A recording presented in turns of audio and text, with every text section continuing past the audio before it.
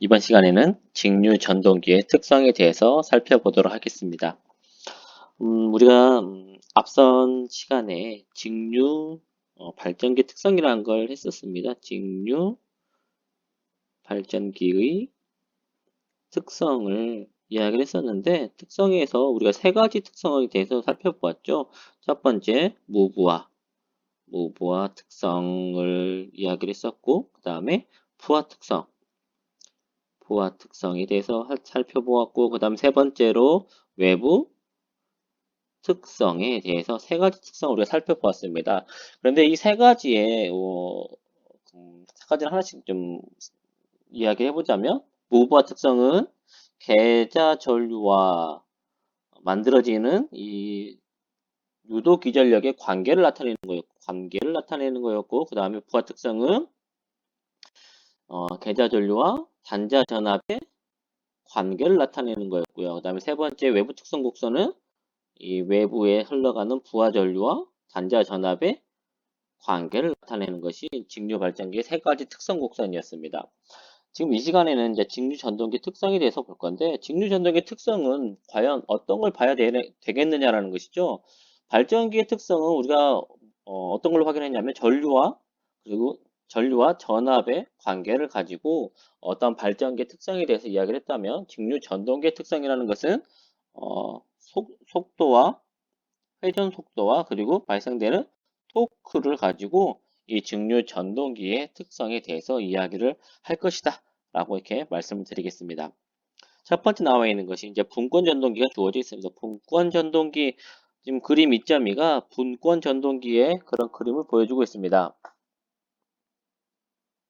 그래서 보게 되면 전기자가 있고, 전기자와 계자 권선이 지금 병렬로 연결되어 있는 그런 형태이죠. 그래서 분권 전동기에서 외부에서 공급되는 이 전압이 일정하다는 것이죠. 전압이 일정하다. 전압이 변화하지 않는다라고 한다면, 이때 계자에 흐르는 전류는 지금 단자 전압과 전기자와 그리고 계자가 모두 병렬로 연결되어 있기 때문에 지금 계좌 양단에 걸리는 전압도 단자 전압이 부위가 된다는 것입니다. 그렇기 때문에 계좌에 흐르는 전류는 단자 전압을 계좌 전류로 나누어 주는 걸로 구할 수가 있고, 어쨌든 저항도 변화하지 않고 그리고 전압도 일정하기 때문에 계좌 전류도 일정하다라고 볼 수 있어요. 계좌 전류가 일정하다라는 것은 계좌 전류가 일정하게 나타나고, 그리고 또 어떤 값이 일정해지게 된다? 자속인 파이도 일정해진다. 라고 그렇게 이야기를 할 수가 있겠습니다. 그리고 이 위쪽 전기자에 들어가는 이 노드에서 전류에 대한 방정식을 세워주게 되면, 전류 방정식은 부하 전류는 계자로 흘러가는 전류와 그리고 전기자로 흘러가는 전류로 나뉘어서 흐른다라는 이런 노드 방정식을 세워줄 수가 있을 것입니다. 그럼 여기에서 이제 양쪽으로 전류가 나뉘어서 흘러가게 되는데, 양쪽으로 나뉘어서 전류가 흘러가는데, 과연 이 전류 사이에 어떤 그런 관계가 있는지를 한번 살펴보니까, 보통 일반적으로 보니까 이 계자에 걸리는 계자 저항이 전기자 저항보다 매우 크게 발생을 하더라라는 것입니다. 계자 권선이 가지는 저항이 훨씬 더 큰 저항값입니다. 계자 저항이 전기자 저항보다 매우 커요. 그러면 반대로 보자면은 계자에 흐르는 전류와 전기자에 흐르는 전류를 보았을 때 전기자의 전류가 매우 크다라는 이야기를 할 수가 있게 돼요. 그래서 계자 전류는 매우 적기 때문에 공급되는 이 부하 전류는 전기자 전류와 거의 같은 값을 가지게 된다라고 그렇게 이야기를 할 수가 있겠습니다. 분권 전동기에서 그렇다는 이야기죠. 그럼 이때 속도 특성에 대해서 한번 살펴보도록 할게요. 속도 특성에서 계좌 저항이 일정할 때 속도와 뭐의 관계를 나타내는 거냐면, 전기자 전류와의 관계를 나타내는 것이 바로 속도 특성 곡선이다 라고 말씀드릴 수 있겠고, 속도를 구하는 식은 우리가 저번 시간에 이야기를 했습니다. 속도를 구하는 식은 n은 k1이라는 상수 곱하기 파이분의 v-iRa라는 식으로 계산할 수가 있고, 이때 계좌 저항이 일정하기 때문에, 계좌 저항이 일정하면 어떻게 되냐면, 계좌 전류가 일정해서 자속이 일정해져 버린다는 것이죠. 자속이 일정한 값을 가지게 된다. 그러면 이 자속도 이 상수 K1의 포함시켜버리자 이겁니다. 상수의 k에 포함시켜버리게 되면 속도에 대한 식은 다음과 같이 보다 간단하게 간략화를 시킬 수가 있게 됩니다. 그래서 그래프를 그려보게 되면 전기자 전류에 대해서 속도에 대한 그래프를 한번 그려본다면 그래프는 다음 페이지에 주어져 있는데요. 저는 다음 페이지 그리지 않고 여기 앞쪽에다 그리도록 하겠습니다.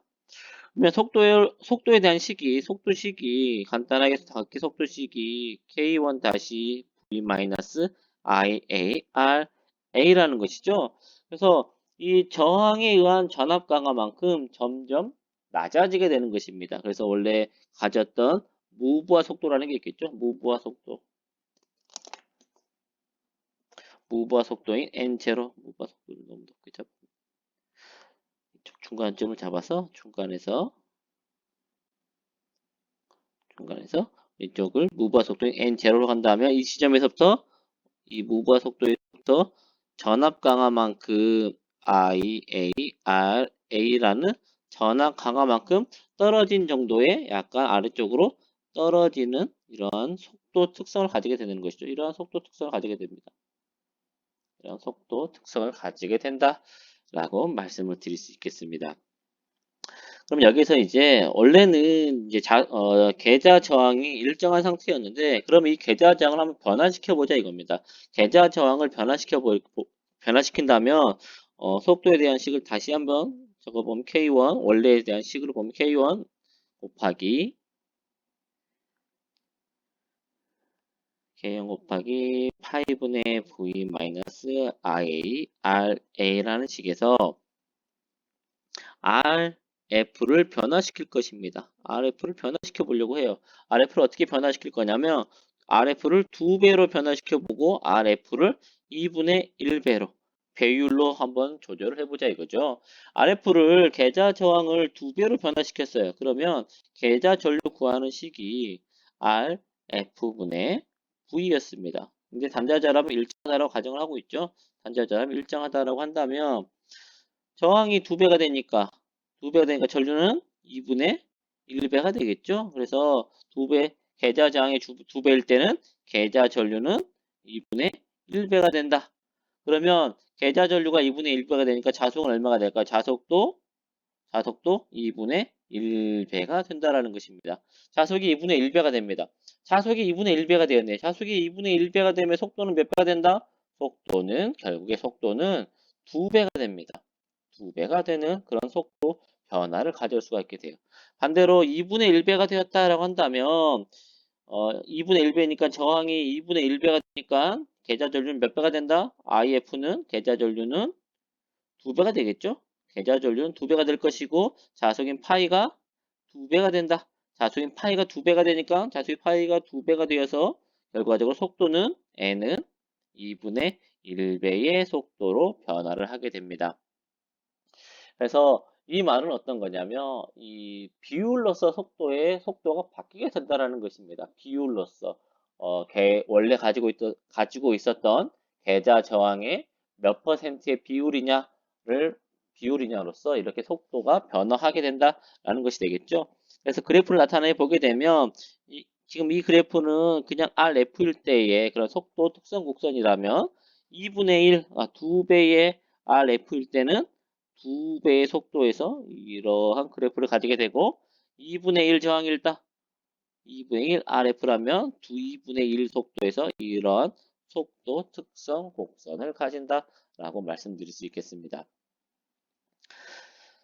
그래서 이제 이러한 속도 특성 그래프를 가지는데 여기서 보면 우리가 이 속도 특성을 우리 뭐에 대해서 살펴보고 있냐면 전기자 전류의 변화에 대해서 보고 있습니다. 전기자 전류 변화에 대해서 속도의 변화를 살펴보고 있어요. 근데 여기서 보니까 전기자 전류를 증가시키네요. 전기자 전류를 증가시킵니다. 증가시키면 직류 발전기와 마찬가지로 계좌에 뭐가 흐르게 되죠? 전기자 전류가 흐르게 되고 전기자 전류 때문에 전기자에 뭐가 만들어진다?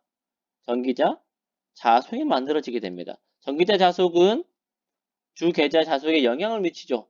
그래서 전동기에서도 전기자 반작용이 나타나게 돼요. 전기자 반작용이 나타나게 됩니다. 전기자 반작용이 나타나게 되면 자속을 감소시키는 감자 작용을 일으키게 돼요. 감자 작용을 일으키게 됩니다. 그럼 감자 작용이라는 건 뭡니까? 자속의 파이가 감소되는 것이죠. 자속의 파이가 감소되는 현상이 나타납니다.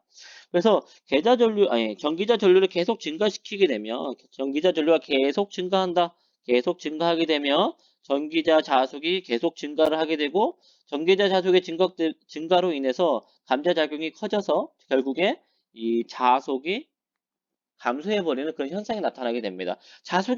이 자속이 어떻게 되어버린다? 감소해버리는 것입니다. 감소. 자속이 감소해버리면 속도는 어떻게 됩니까? 반비례 관계이기 때문에 속도는 다시 증가해버리게 되는 것이죠.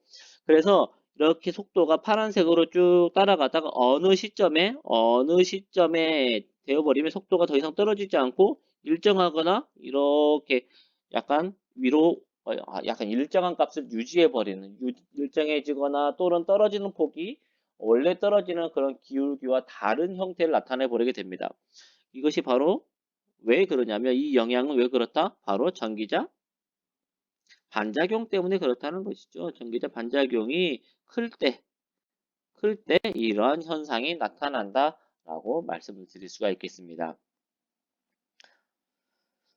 그래서 지금 이 부분에 나와 있는 이야기가 전기자 반작용의 감자작용 때문에 전기자 전류가 계속 증가하게 되면 감자작용이 증가하기 때문에 이 자속이 감소되어 버려서 속도가 낮아지는 정도가 작아진다. 그래서 속도가 약간 떨어지는 것이 좀 완만하게 변해버리는 그런 부분이 생기게 된다는 것입니다. 그리고 이제 여기 이 부분에 경부하 시 원심력에 의해 기계가 파괴될 정도로 고속도가 되어버린다. 라는 그런 이야기가 있습니다. 경부하시라는 이야기가 있어요. 경부하시. 발전기에서 제가 부하를 뭐라고 했냐면 부하는 뭐라고 했습니까? 부하는 흐르는 전류다라고 이야기를 했죠. 전류입니다. 왜냐하면 발전기가 일을 하는 것은 전류를 공급해 주는 거잖아요. 전류를 공급해 주는 것이 발전기의 부하입니다.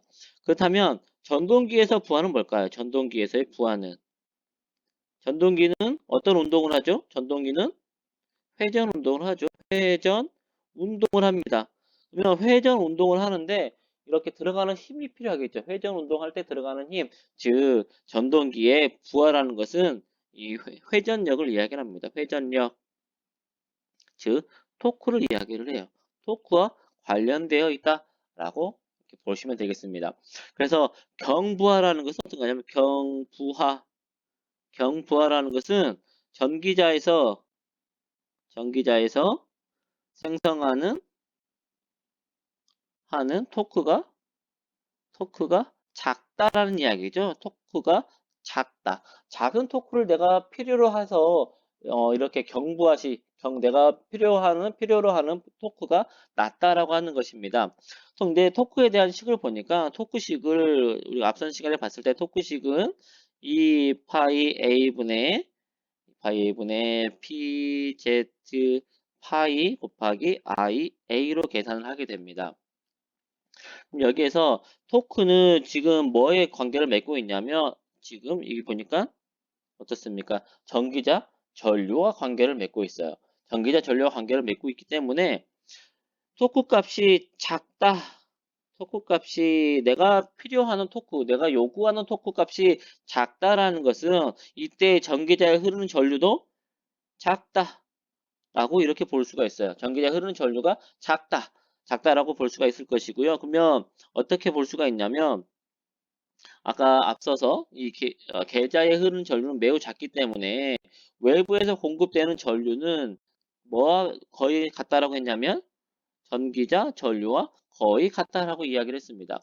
그리고 그러면 전기자 전류가 작다라는 것은 외부에서 공급되는 이 공급 전류도 작다라는 그런 의미가 되겠죠. 전류가 작아지기 때문에 원래 전류의 식에서 IA 플러스 IF에서 원래 이 전류가 작기 때문에 계좌에 흐르는 전류는 더더욱 낮아진다라고 이야기할 수 있어요. 더더욱 낮은 이런 자속을 아니 더더욱 낮은 전류가 흐르게 됩니다. 매우 낮은 전류가 흐르기 때문에 어떻게 될까요? 이 만들어지는 자속도 작은 값이 되어버리는 것입니다. 매우 작은 값이 되어버려요. 자속이 매우 작은 값이 되어버리면 속도는 어떻게 됩니까? 속도는 매우 크게 증가해 버리는 것이죠. 매우 크게 속도가 증가해 버리게 됩니다. 그렇기 때문에 경부하 시에는 원심력에 의해서 기계가 파괴될 정도로 고속도로 회전을 해버리기 때문에 분권 전동기의 무부하 운동은 하면 안 된다라는 것이죠. 그래서 다음에 있는 것이 이제 그림 2.3이 속도에 대한 특성 곡선이다 라고 그렇게 볼 수가 있겠습니다. 그 다음에 이제 토크에 대해서 이야기를 해보자면 토크는 앞서서 식을 한번 적었지만 2파이 A분의 BZ 파이 I A라는 식으로 나타나게 됩니다. 2파이 상수, 병렬 회로수 상수, 극수도 상수, 전기자 도체수도 상수, RF와 그리고 V가 일정하니까 IF도 일정하다라고 이야기를 했고 IF가 일정하니까 자성의 파이도 일정해지죠. 자성의 파이도 일정해져 버리게 됩니다. 일정해져 버리게 되고 그러면 그에 따라서 토크라는 것은 뭐에 관계를 맺고 있다? 토크라는 것은 전기자 전류와 관계를 맺고 있다라고 그렇게 이야기를 할 수가 있겠습니다.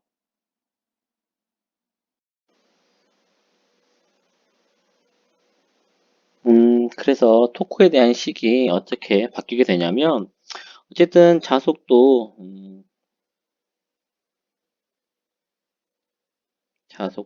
이 자속값도 일정해져 버리기 때문에 상수 취급을 해버리게 되는 것이죠. 다 상수 취급을 하게 되면 이 토크라는 식이 어떠한 비례상수 곱하기 전기자 전류이다라는 식으로 이렇게 바뀌게 됩니다. 그래서 지금 아래쪽을 보게 되면 토크에 대한 식이 이렇게 토크는 전기자 전류에 비례하는 그런 형태의 식으로 표현이 되어 있는 것을 확인해 볼 수가 있습니다.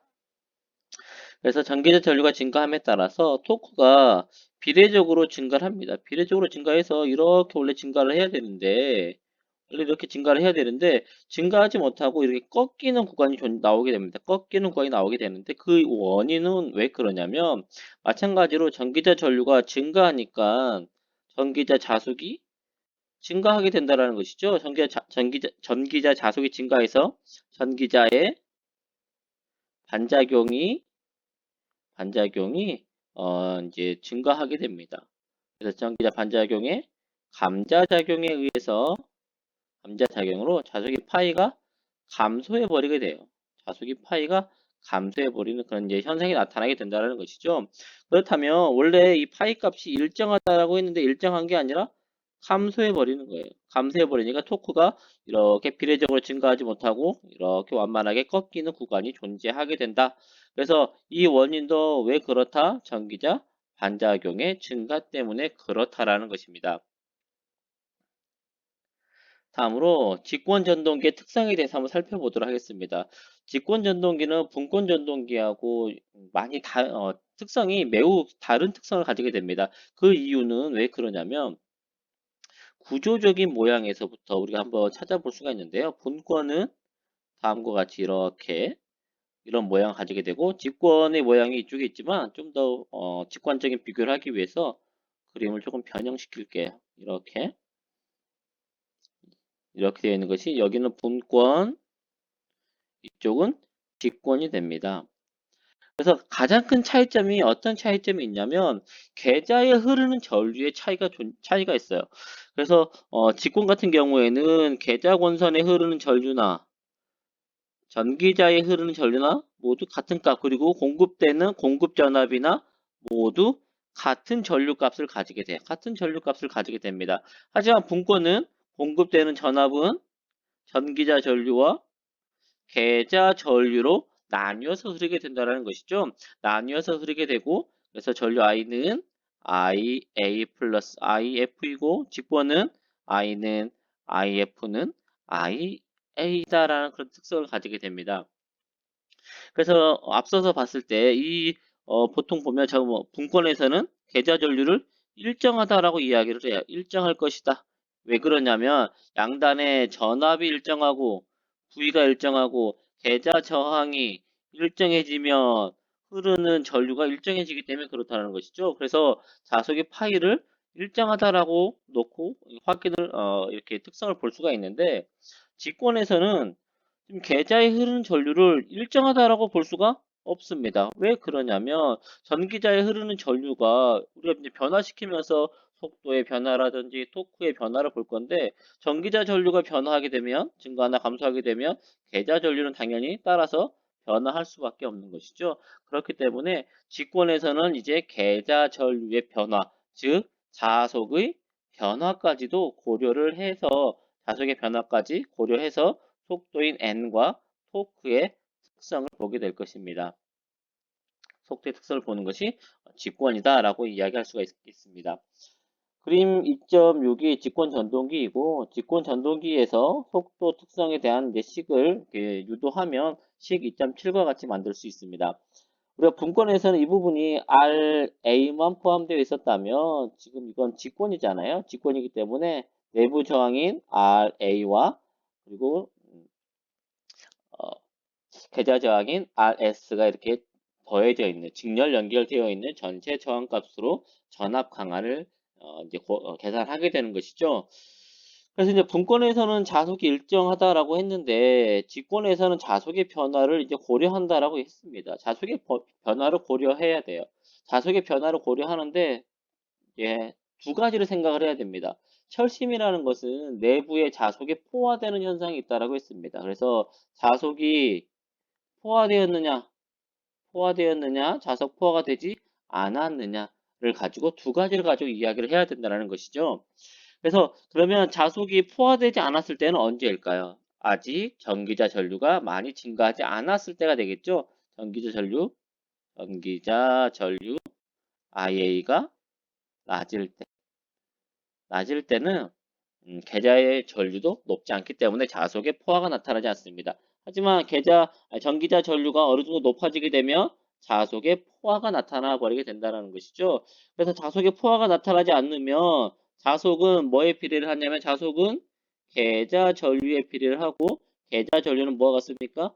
전기자 전류와 같은 값을 가지게 되죠. 그래서 자속에 포화되지 않았을 경우에는 자속은 결국에 뭐에 비례를 한다? 전기자 전류에 비례를 하는 그런 형태를 가지게 됩니다.